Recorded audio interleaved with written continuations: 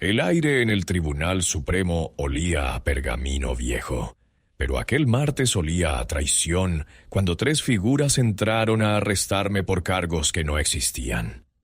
Mi reputación se hizo añicos antes de que el motor de la camioneta negra rugiera, llevándome directo a una guerra que desconocía. El aire en el Tribunal Supremo siempre olía a pergamino viejo y poder silencioso. Yo era la jueza Elena Rojas, y mi vida había sido una ascensión metódica, pulcra, hacia la cúspide del sistema judicial. Mis sentencias eran famosas por su lógica implacable y su estricto apego a la ley, lo que me había ganado el respeto y el miedo de muchos. Pero el respeto, descubrí aquel martes por la mañana, no detiene el rugido de una camioneta negra aparcada justo fuera de mi oficina privada. Estaba revisando un caso de apelación complejo sobre jurisdicción fronteriza, disfrutando de la calma antes del torbellino de audiencias vespertinas, cuando mi asistente, un joven idealista llamado Marcos, irrumpió, pálido como el mármol de la sala de audiencias.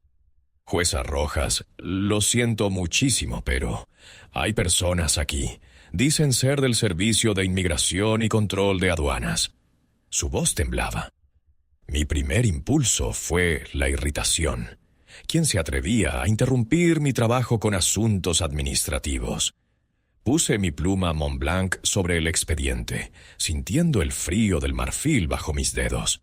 Diles que esperen, Marcos. Tengo una llamada importante con el procurador general en 5 minutos. Marcos tragó saliva con dificultad. No quieren esperar, señora. Dicen que es una detención administrativa inmediata. Y están hablando con el jefe de seguridad del tribunal.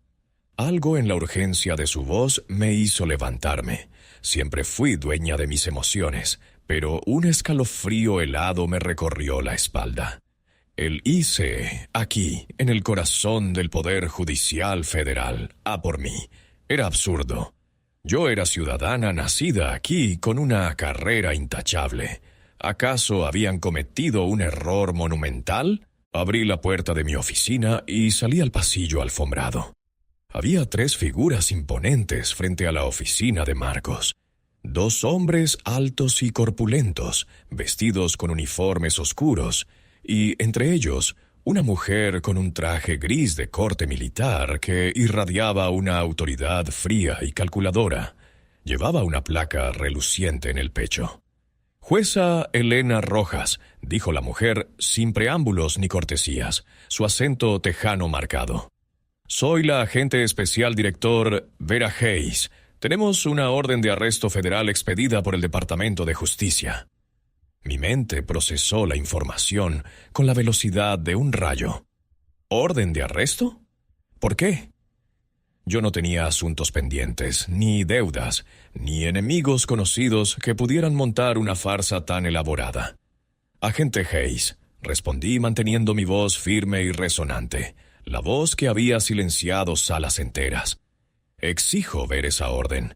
No hay base legal para esto en mi jurisdicción». La agente Hayes sonrió, una expresión que no llegaba a sus ojos. Sacó un papel plastificado y lo sostuvo en el aire. «La base legal no está en su jurisdicción, jueza. Está en una acusación de obstrucción a la justicia y conspiración para defraudar a una agencia federal, firmada hace 3 horas». Mientras leía el documento, sentí que el suelo se abría bajo mis pies. Mi nombre estaba ahí, junto a cargos ridículos, pero presentados con una seriedad aterradora. Lo que me heló la sangre no fue la acusación en sí, sino el nombre que aparecía como fuente principal de la investigación: el secretario de Justicia adjunto. Un hombre al que yo había bloqueado una promoción importante hace 6 meses por conflicto de intereses flagrante. Esto no era una investigación. Era una venganza orquestada con precisión quirúrgica. «Esto es una difamación política», declaré, intentando mantener la dignidad. «Llamaré a mi abogado, al presidente de la Corte Suprema ahora mismo». Uno de los agentes se adelantó y me tomó firmemente del brazo. No me empujó, pero el agarre era innegable, un recordatorio físico de mi nueva realidad. No lo creo, señora. Va a venir con nosotros. Queremos hablar de las transferencias financieras que hizo a una cuenta en las Islas Caimán hace 3 años, justo antes de que votara a favor de desestimar el caso de esa corporación. Caimán, 3 años atrás, era un acuerdo legítimo o una inversión personal que había sido revisada y aprobada por el Comité Ético del Tribunal, pero lo mencionaban con tanta certeza. Mientras me escoltaban fuera de mi santuario, vi a Marcos observándome desde la puerta de su cubículo, con lágrimas en los ojos. El murmullo que se había iniciado en los despachos cercanos ahora se convertía en un alboroto silencioso a medida que la noticia corría por los pasillos. La jueza Rojas, la intocable, estaba siendo arrestada. Me metieron en la parte trasera de la camioneta negra. El sellado de la puerta fue como si me estuvieran enterrando vivo. El motor rugió y empezamos a movernos. Pensé en mi reputación, en mi legado. Iban a destruir todo lo que había construido. Entonces mi teléfono vibró en el bolsillo de mi abrigo, el único objeto que me permitieron conservar. Era un mensaje de texto encriptado, de un número desconocido. Lo abrí temblando. El mensaje decía solo 2 palabras, pero eran más devastadoras que cualquier cargo. El paquete está seguro. ¿Qué paquete? ¿De qué hablaban? Recordé entonces, con una punzada de terror helado, un pequeño favor que le había hecho a un viejo amigo del Departamento de Justicia hace meses, algo que me pidieron hacer en secreto. Algo que involucraba asegurar que ciertas evidencias sensibles en un caso grande de evasión de responsabilidades por parte de una gran red corporativa no llegaran nunca a la vista pública. Pensé que estaba protegiendo a un colega, pero si estaban hablando de eso ahora, significaba que ellos lo tenían, y si lo tenían, yo no era solo una víctima de una venganza política. Yo era parte de algo mucho más profundo, algo que olía a una maniobra interna masiva, y la implicación de mi participación, por pasiva que fuera, me llevaba directamente al corazón de un posible intento de desestabilización del sistema judicial que pondría en peligro carreras mucho más altas que la mía. En ese momento, el conductor giró bruscamente. En lugar de dirigirse a la comisaría federal, la camioneta tomó una rampa de autopista y se dirigió hacia las afueras de la ciudad, hacia la costa. Me di cuenta con un pánico sordo de que no me estaban llevando a declarar. Me estaban sacando del mapa, y la persona que envió ese mensaje sabía exactamente por qué. Me habían usado, y ahora me estaban asegurando el silencio. La pregunta retumbaba en mi mente. Si ellos tenían el paquete, ¿quién estaba realmente al mando de mi detención? ¿Y qué harían conmigo ahora que ya no servía como señuelo? El viaje fue un borrón de asfalto gris y miradas furtivas al espejo retrovisor. Los agentes no hablaban. La agente Hayes se dedicaba a revisar documentos en su portátil, tecleando con una concentración que me recordaba a un depredador acechando a su presa. Yo intentaba usar mi formación legal para encontrar una vía de escape, un resquicio, pero estaba incomunicada y bajo custodia federal, sea cual fuera la naturaleza real de mi detención. Mi mente giraba en torno al mensaje. El paquete está seguro. Era un código, lo sabía. Un favor que hice hace 18 meses. Un hombre, el entonces fiscal de distrito Thomas Vance, me había pedido discreción absoluta sobre unos discos duros incautados a una red de evasión fiscal masiva. Vance me había asegurado que se trataba de proteger la confidencialidad de testigos clave en una operación más grande contra una organizada esquema de desvío de fondos gubernamentales. Yo, confiando en mi antiguo compañero de la universidad, había ordenado que los discos fueran archivados bajo el sello de Seguridad Nacional Prioritaria, lo que efectivamente los sacaba del radar público y de la curiosidad de otros jueces menos escrupulosos. Nunca vi el contenido. Creí que solo estaba haciendo un favor profesional. Si Vance o quienes estuvieran detrás de él habían tenido éxito en sus maniobras, y yo había sido cómplice involuntaria al ocultar la evidencia, la gravedad de mi situación se multiplicaba. Ya no se trataba solo de la acusación inventada sobre Caimán, se trataba de haber facilitado, quizás sin saberlo, un delito de cuello blanco que implicaba a gente muy poderosa. Y esos poderosos no me querrían cerca para que pudiera testificar o, peor aún, confirmar la existencia de ese paquete. Después de casi 2 horas de autopista, la camioneta se desvió hacia una carretera secundaria, cubierta de vegetación.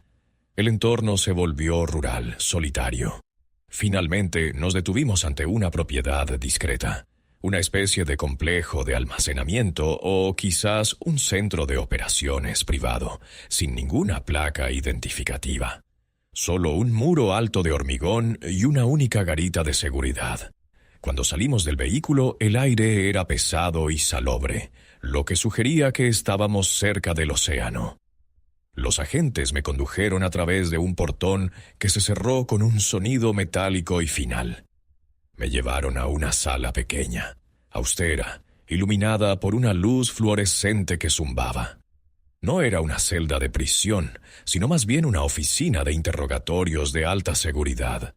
La agente Hayes se sentó frente a mí, retirando su portátil y colocándolo sobre la mesa.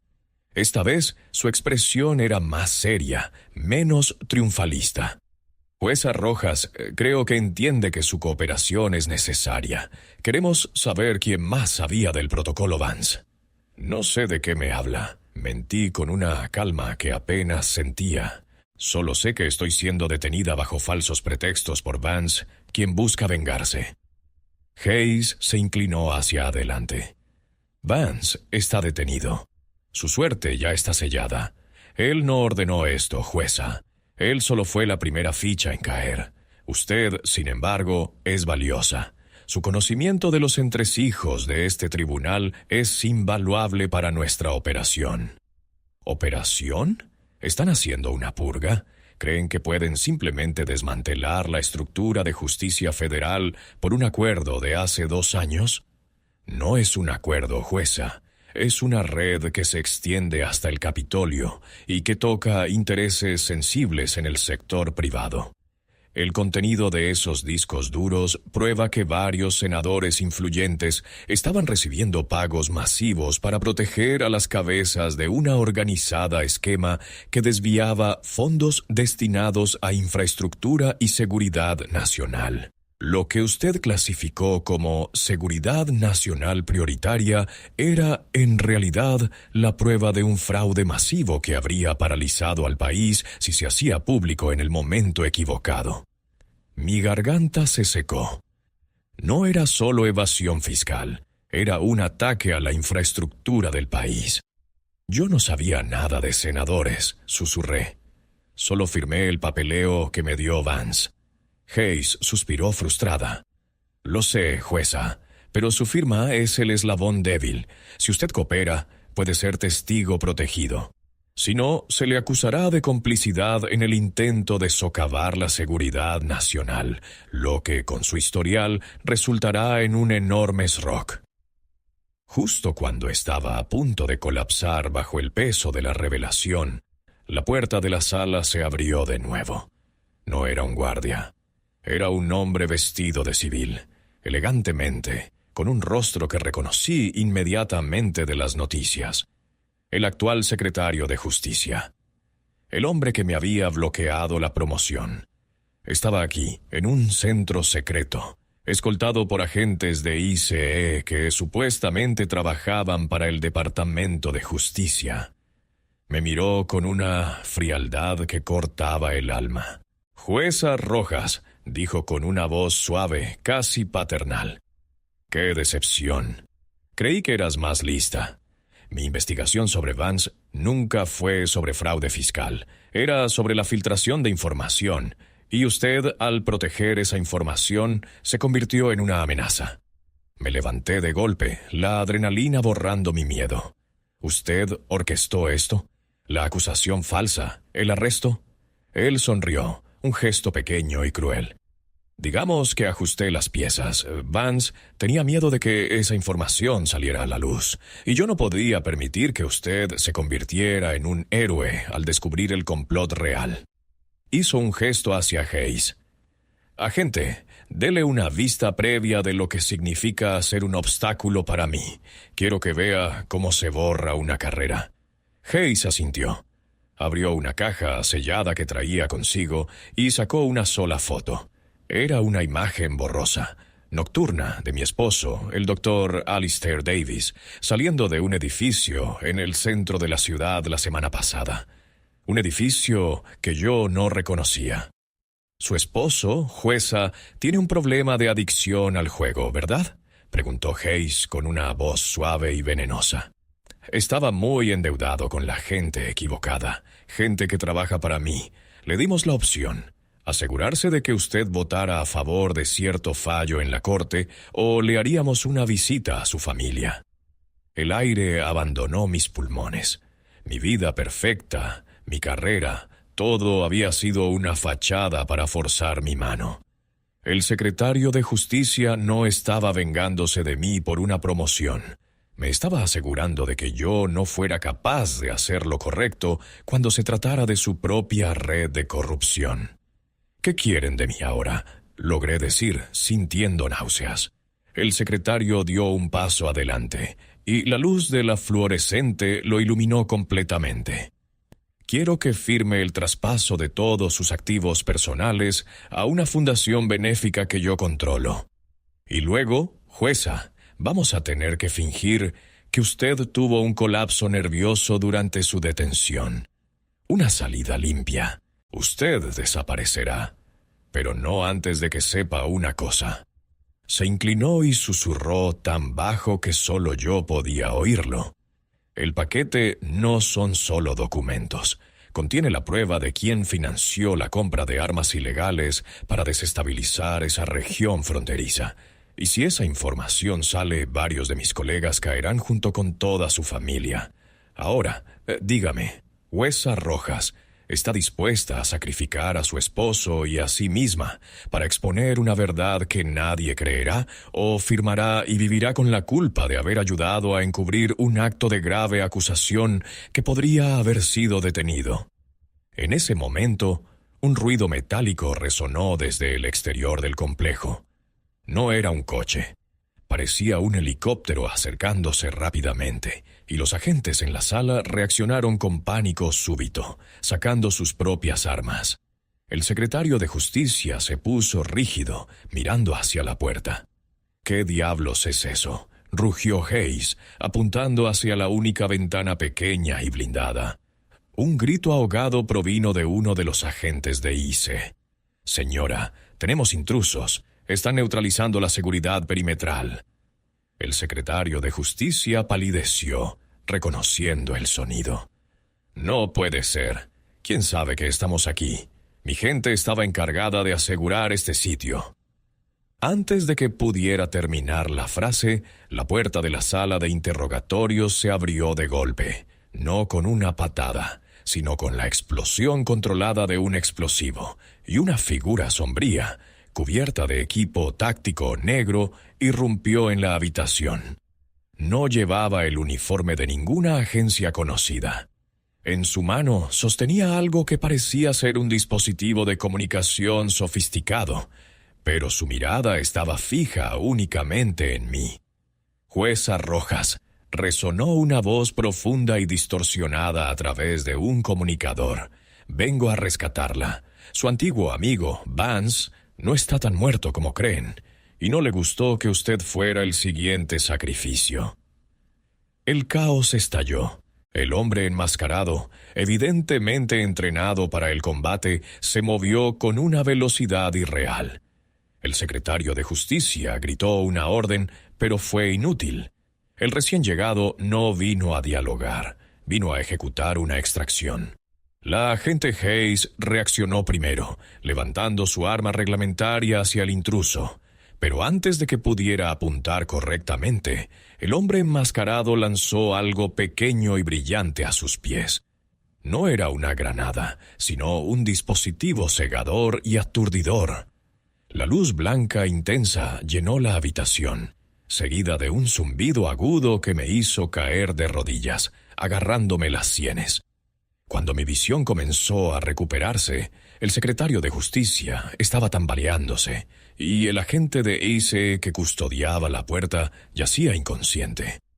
Hayes estaba desorientada, tratando de enfocar. El hombre enmascarado se acercó a mí. Su presencia era intimidante, pero había algo en su postura, una familiaridad protectora que contradecía su equipo letal. «Señora jueza, tenemos poco tiempo. Le ruego que confíe en mí. Soy el agente K». «¿K? ¿Quién demonios es usted? ¿Es del agente de Vance?», pregunté, mi voz ronca. «Vance está vivo y me envió a poner fin a este circo. Ellos querían silenciarle antes de que el Tribunal Supremo se diera cuenta de que usted había sido manipulada para encubrir no solo una evasión, sino una red de tráfico de influencias que estaba a punto de vender secretos de seguridad nacional». El secretario de Justicia, recuperándose lentamente, vio su oportunidad. Se abalanzó sobre la mesa, intentando alcanzar su propio teléfono de emergencia. «Es un truco. Es un intento de escape violento. Agentes, neutralícenlo». El agente K fue implacable. Empujó al secretario lejos de la mesa con un movimiento seco. «Este hombre es un cáncer, jueza. Ha estado usando su posición para desviar fondos y manipular decisiones judiciales clave, incluyendo la que él mismo mencionó, la desestimación de la organizada esquema fronteriza. Usted era su escudo moral, y ahora que ha cumplido su propósito, lo descartaba como a un trapo sucio».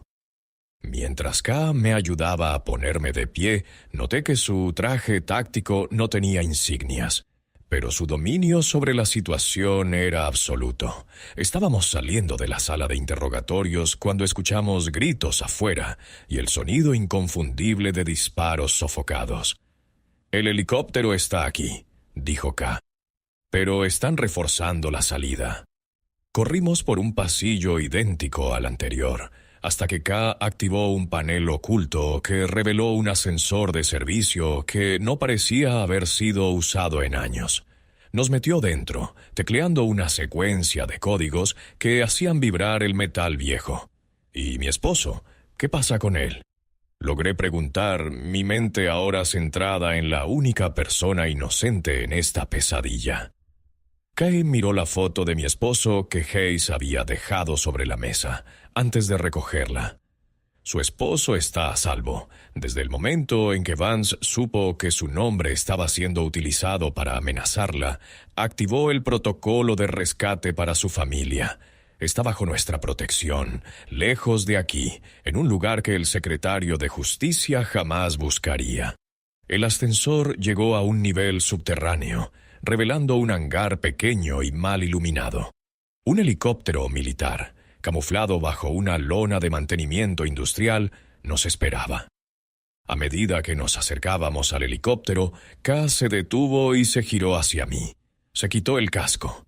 Lo que vi fue el rostro de un hombre que yo conocía bien, pero que había desaparecido de la vida pública 5 años atrás tras un escándalo de filtración de información.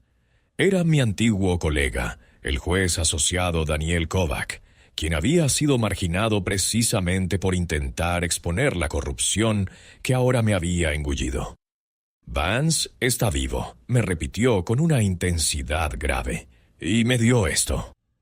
Me entregó un sobre sellado, idéntico al que contenía la orden de arresto falsa, pero este tenía el sello oficial del fiscal general.